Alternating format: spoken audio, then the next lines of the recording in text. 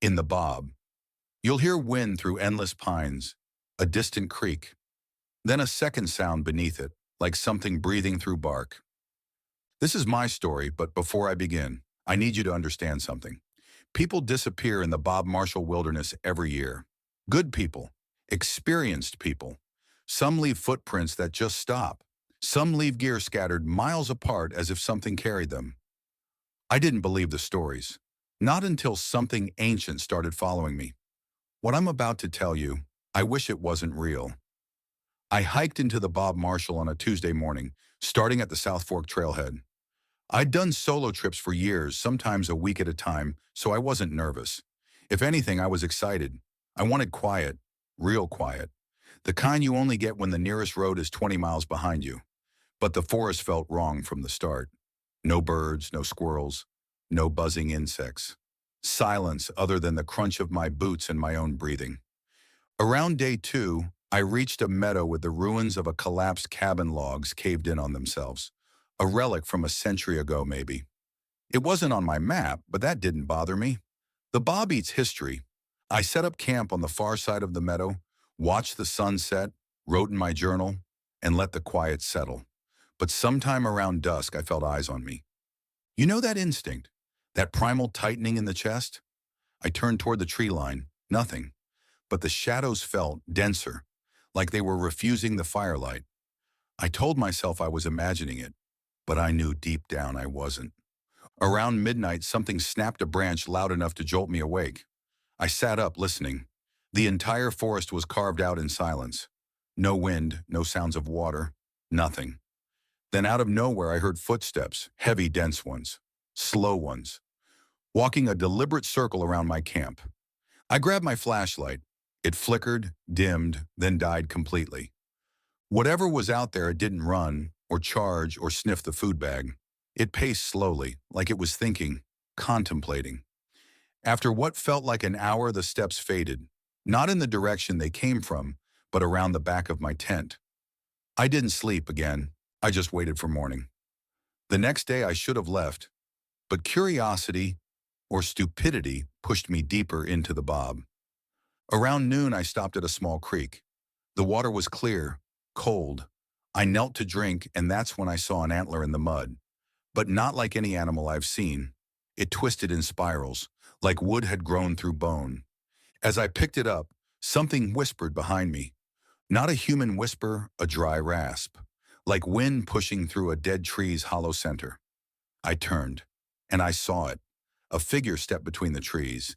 It was 8, maybe 9 feet tall, its limbs long and uneven, bending like soaked branches. Its body flickered like a mirage, like it wasn't fully solid. Antlers massive, spiraling like twisted roots, rose from its head, and its face. God, I'm trembling as I recall this. Its face was a sheet of smooth bark. No eyes, no mouth. Just the faint suggestion of features worn away over thousands of years. I froze, every part of me locked. Then it leaned, not stepped, leaned toward me, its entire upper body tilting silently, like a tree bowing in wind that didn't exist.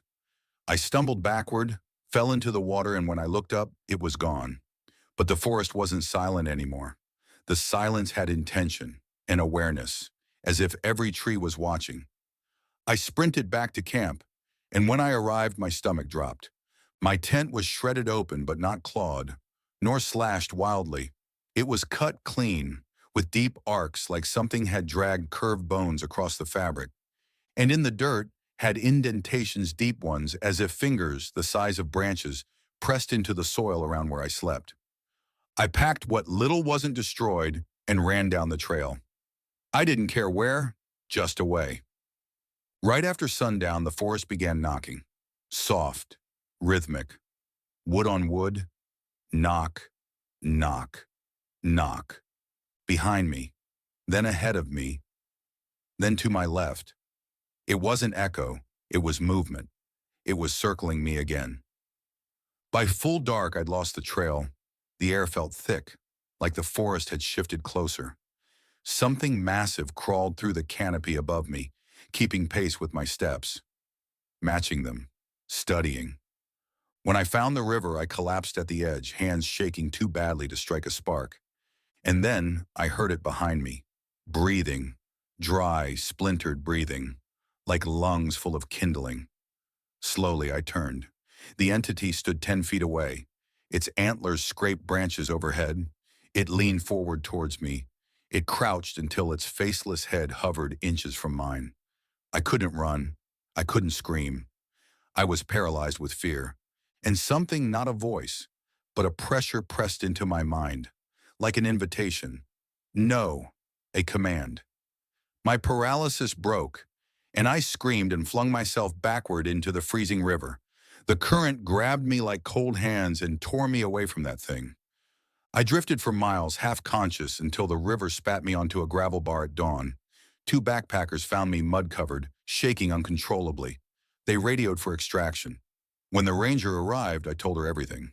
I expected her to laugh, judge me, or chalk it up to hypothermia. But she didn't. She just listened, remaining quiet and serious.